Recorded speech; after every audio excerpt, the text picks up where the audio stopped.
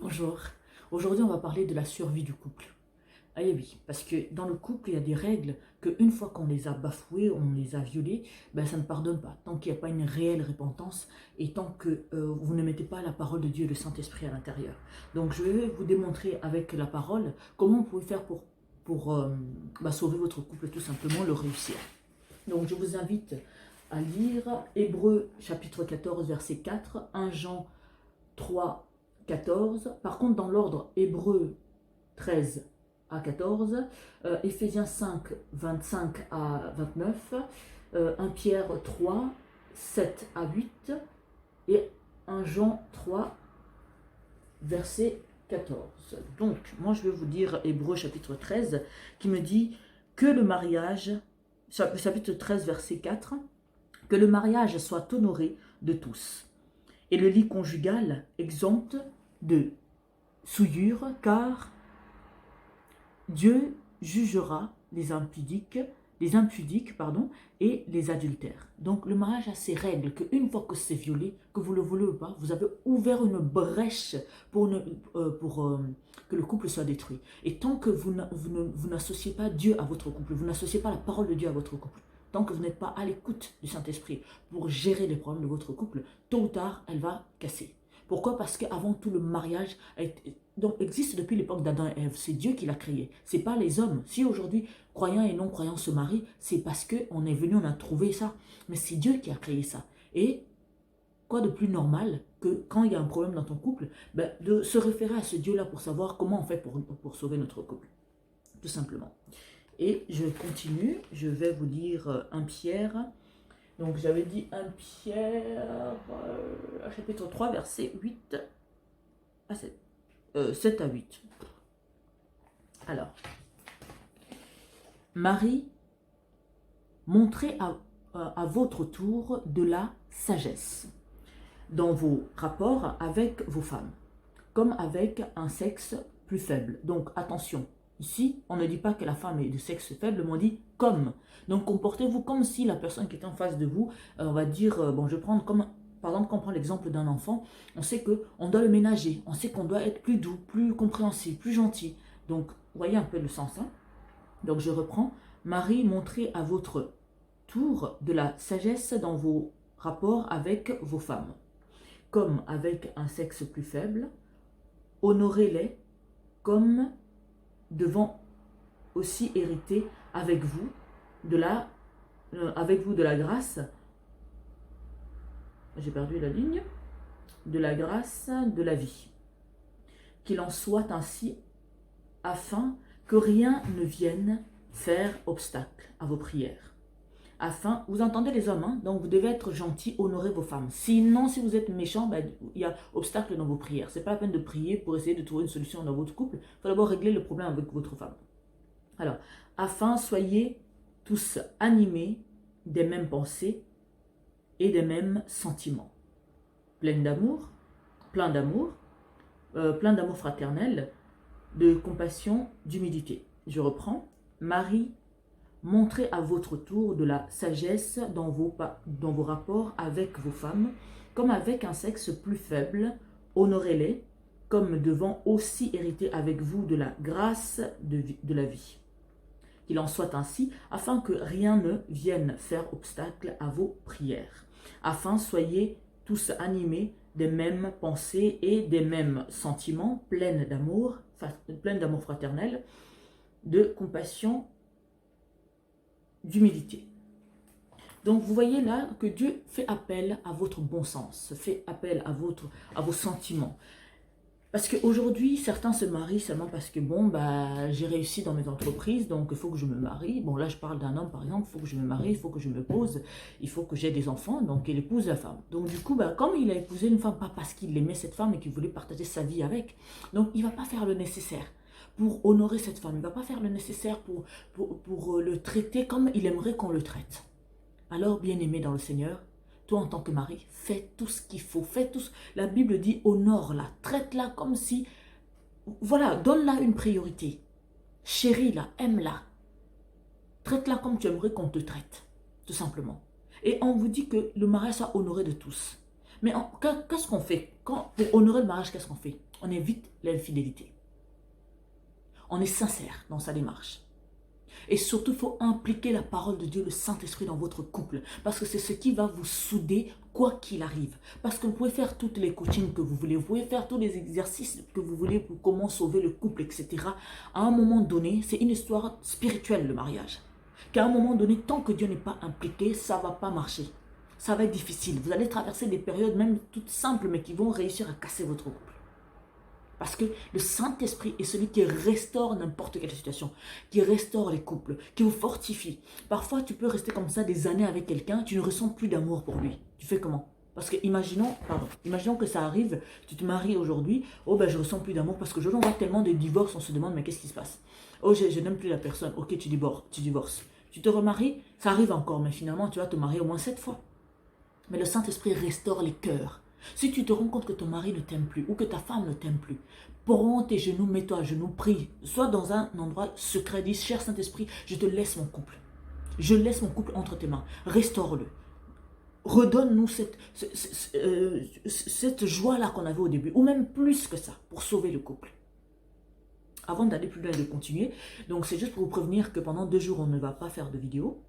Donc, on refera les vidéos lundi, du coup. Donc, je vous souhaite déjà bon week-end, hein, avant que je puisse oublier. Et pour nous retrouver, hein, si vous tombez pour la première fois sur cette vidéo, sachez que on publie des vidéos sur YouTube. Donc, tous les jours, on est dans une période où on publie tous les jours, mais exceptionnellement, pendant 2 jours, je vais m'arrêter et puis on va reprendre lundi. Donc, pour aller sur YouTube, donc Centre de Gloire Emmanuel, et on a des pages sur Facebook, Apôtre Olivier Cambola officiel et Apôtre Harmonie. Donc, vous pouvez nous écrire, nous envoyer, voilà. Soyez à l'écoute du Saint-Esprit avant de nous écrire, s'il vous plaît, parce que parfois on reçoit des courriers qui vraiment, c'est pas la peine. Donc, que Dieu vous bénisse infiniment. Donc, aujourd'hui, je parle de la survie d'un couple. Parce que pour qu'un couple puisse survivre, d'abord, elle doit être basée sur l'évangile, basée sur le Saint-Esprit, basée sur Dieu, avant tout. Et pour qu'elle puisse survivre, tu dois être, toi homme, toi femme, à l'écoute des besoins de ta femme, à l'écoute des besoins de ton mari. Parce qu'on ne peut pas marcher ensemble, on ne peut pas avancer, se développer ensemble tant qu'on n'apprend pas à se connaître, à savoir qu'est-ce qu'il aime, qu'est-ce qu'elle aime, qu'est-ce que je ne dois pas faire pour le vexer, ceci, cela. C'est très, très important. Dans un couple, on ne peut pas être égoïste. Un couple qui veut réussir ne peut pas être égoïste. Parce que là, je vous ai d'abord dit l'essentiel, donc vous devez honorer le mariage. Parce que vous savez, hein, quand un homme trompe sa femme ou une femme trompe son mari, vous ouvrez déjà une brèche. Votre couple est voué à l'échec. Tant qu'il n'y a pas une réelle repentance, tant qu'il n'y a pas une réelle prière, une réelle... vous prenez le temps de vous asseoir, de vous dire des vérités, vous demandez pardon sincèrement et demandez pardon devant Dieu et associez Dieu dans votre couple, vous ne pourrez pas, donc tôt ou tard, ça va s'effondrer. Je parle d'Europe, mais ça concerne aussi d'autres continents. Mais l'Europe fait partie des continents où il y a énormément de divorces. Les mariages durent très peu et les gens divorcent. C'est pas parce qu'eux, ils ne savent pas aimer, non. Mais parce que tant que vous ne mettez pas la parole de Dieu au centre de votre couple. Après, je suis consciente que les non-croyants nous suivent aussi. Moi, je vous dis bon courage, hein, parce que, bon, le mariage, c'est Dieu qui l'a créé, quoi, qu'on le veuille ou pas. Et ça ne peut pas fonctionner tant qu'on n'associe pas ce Dieu-là. Parce qu'on peut faire tout ce qu'on veut, aller en vacances, essayer de lutter contre la routine. Tôt ou tard, tu vas t'essouffler, tu vas être fatigué, parce que c'est quelque chose qui tient sur le spirituel. D'abord. Si le mariage n'est pas réussi spirituellement, vous pouvez vous forcer physiquement, émotionnellement, tout ce que vous voulez, tôt ou tard, ou l'un va tromper l'autre, ou l'un va partir, ou voilà, ça va éclater tôt ou tard. Vous avez des personnes, hein, qui ont vécu 25, 30 ans, 40 ans, 50 ans ensemble, et qui divorcent. Parce que parfois, on reste marié juste pour l'apparence, on ne veut pas, et du coup, tu subis le mariage. À un moment donné, le cœur n'est pas fait pour supporter des douleurs à l'infini. À un moment donné, tu dis, c'est bon, chaque chose a son temps, j'en peux plus. Hein, on ne vit qu'une seule fois, je veux vivre le bonheur dans le couple. Et là, je ne veux pas forcer, parce que je vois que ça ne marche pas. Donc, le secret numéro 1 pour sauver son couple, c'est Jésus-Christ. C'est le Saint-Esprit, c'est la parole de Dieu dans votre vie. Après, vous avez... Donc, vous ne pouvez pas être égoïste. Pour sauver ton couple, toi, monsieur, tu ne peux pas être égoïste. Aime ta femme, traite-la, chéris-la comme tu aimerais qu'on puisse te traiter. Parce que sinon, ça ne va pas marcher. Ce n'est pas un robot. À un moment donné, elle va comprendre que ça ne va pas, elle va partir. Tu peux mettre tout ton argent, tu peux être très bon sexuellement parlant, mais à un moment donné, si tu ne sais pas chérir ta femme, parce que le mariage, ce n'est pas seulement le sexe, la cuisine, l'argent, non.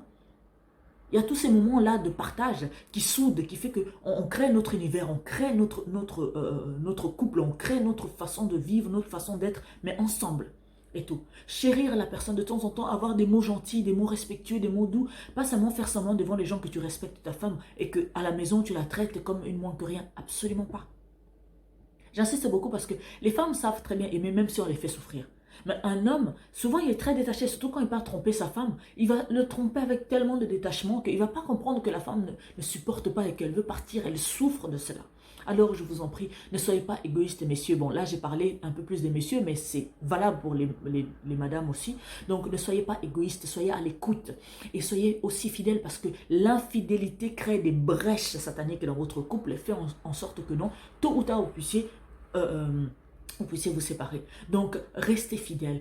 Après, c'est vrai, il y a des tentations, mais dans le Saint-Esprit, on apprend à être fort, on apprend à repousser la tentation, on apprend à lutter contre toutes les mauvaises choses qui vont faire entrer la destruction dans notre couple.